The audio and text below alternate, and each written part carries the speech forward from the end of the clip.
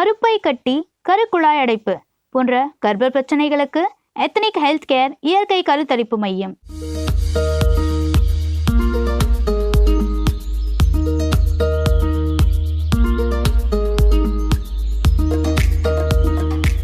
அனைவருக்கும் வணக்கம். இன்றைக்கி நம்ம பார்க்க போகிறது ரொம்ப சுலபமாக செய்யக்கூடிய கோதுமை ரவை தேங்காய் புலாவ்.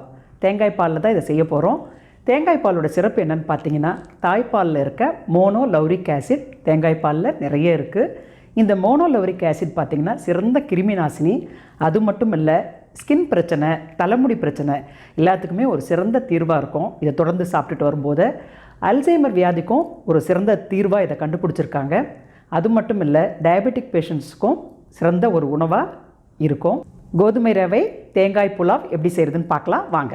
கோதுமை ரவை கோகனட் புலாவ் செய்கிறதுக்கு 1 கப் சம்பா கோதுமை ரவை எடுத்திருக்கேன். 200 கிராம் இருக்குது. 2 டேபிள் ஸ்பூன் அளவு பொடியாக நறுக்கின தேங்காய் துண்டுகள், ஒரு 10-15 முந்திரி நம்ம நெய்யில் வறுத்து எடுத்து வச்சுக்கலாம். பொடியாக நறுக்கின பெரிய வெங்காயம் 1, தக்காளி 1, ஒரு 3 பச்சை மிளகாய், கொஞ்சமாக கருவேப்பிலை, கொஞ்சம் கொத்தமல்லி, 1 கேரட் பொடியாக நறுக்கினது, காஞ்ச பட்டாணி ஊற வச்சு வேக வச்சு எடுத்திருக்கேன், அது 1 கப்பு, ஒரு 4-5 பீன்ஸு பொடியாக நறுக்கினது.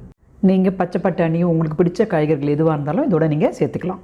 1 கப் திக்கான தேங்காய் பால், 1/2 teaspoon garam masala powder, 1 teaspoon நுணுக்கின மிளகு, 1/2 டீஸ்பூன் ஜீரகம், ஒரு சின்ன துண்டு பட்டை, 2 ஏலக்காய், கிராம்பு, நம்ம ஏற்கனவே வறுத்து வச்ச தேங்காய் துண்டுகள், முந்திரி, 4 பல்லு பூண்டு, ஒரு துண்டு இஞ்சி நசுக்கி எடுத்து வச்சிருக்கேன். ஒழுங்கற்ற மாதவிடாய், நீர்க்கட்டி, கர்ப்பப்பை கட்டி, கருக்குழாய் அடைப்பு, சினைமுட்டை வளர்ச்சியின்மை, தைராய்டு போன்ற பிரச்சனைகளுக்கு எத்னிக் ஹெல்த் கேர் இயற்கை கருத்தரிப்பு மையம், டி நகர். கால் 9600000037. வெறும் பேனில் இந்த கோதுமை ரவையை ஒரு 2 நிமிஷம் வாசம் வர வரைக்கும் நம்ம வறுத்துக்கலாம். இந்த கோதுமை ரவையில் செய்கிற கோகனட் புலாவ் பார்த்திங்கன்னா மார்னிங் பிரேக்ஃபாஸ்ட்டுக்கு ஒரு பெஸ்ட்டு சாய்ஸாக இருக்கும். தேங்காய் பால், நிறைய காய்கறிகள் சேர்த்துருக்கனால ஒரு ஹெல்த்தியான பிரேக்ஃபாஸ்ட்டும் கூட. வயிற்றுப்புண் இருக்கவங்களுக்கு இந்த டிஃபன் ஒரு சிறந்த தீர்வாக இருக்கும். இப்போ ரவையில் நல்லா வாசனை வர ஆரம்பிச்சிடுச்சு.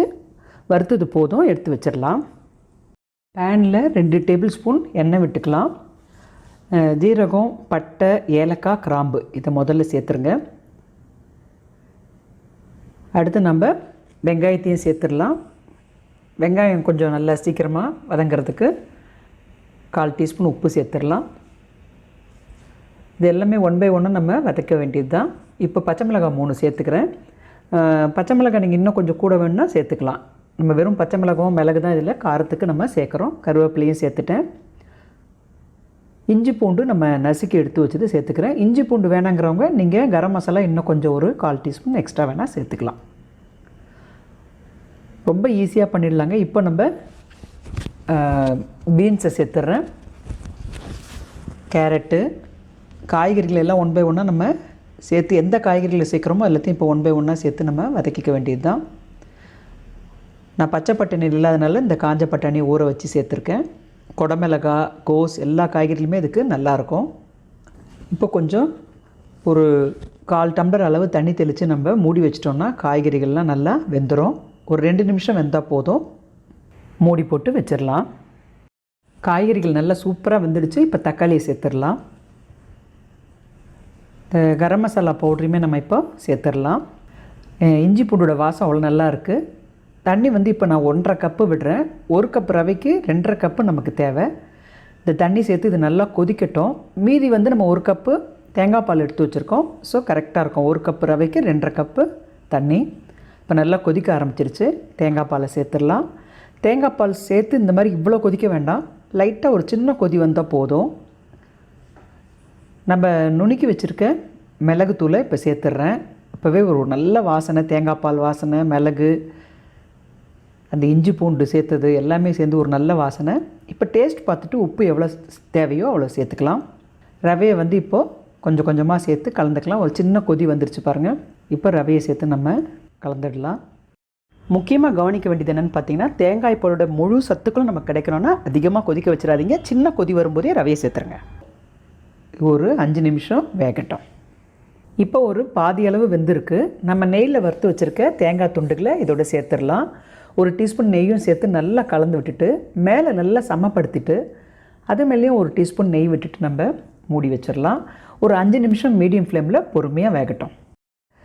கமன்னு தேங்காய் பால் வாசனையோட கோதுமை ரவை கோகனட் புலாவ் ரெடி ஆகிடுச்சு. நல்லா சாஃப்டாக வெந்து வந்திருக்கு, உதிரியாகவும் வந்திருக்கு பாருங்கள். இதுக்கு நம்ம இப்போது ஃபினிஷிங் டச்சாக வறுத்து வச்சுருக்க முந்திரி பருப்பு கொத்தமல்லி சேர்த்துடலாம். ஸ்டவ்வை ஆஃப் பண்ணிடலாம். ஒரு 2 நிமிஷம் அப்படியே மூடி இருக்கட்டும். அப்போ தான் சாப்பிடும்போது இன்னும் சுவையாக நல்லாயிருக்கும். இந்த கோதுமை ரவை கோகனட் புலாவுக்கு சாம்பாரும் தொட்டு சாப்பிட்லாம், குருமா இன்னும் அட்டகாசமாக இருக்கும். இந்த கோதுமை ரவை கோகனட் புலாவை ஒரு தடவை செஞ்சிட்டிங்கன்னா உங்கள் வீட்டு டிஃபன் லிஸ்ட்டில் நிச்சயம் ஒரு இடம் கொடுத்துருவீங்க.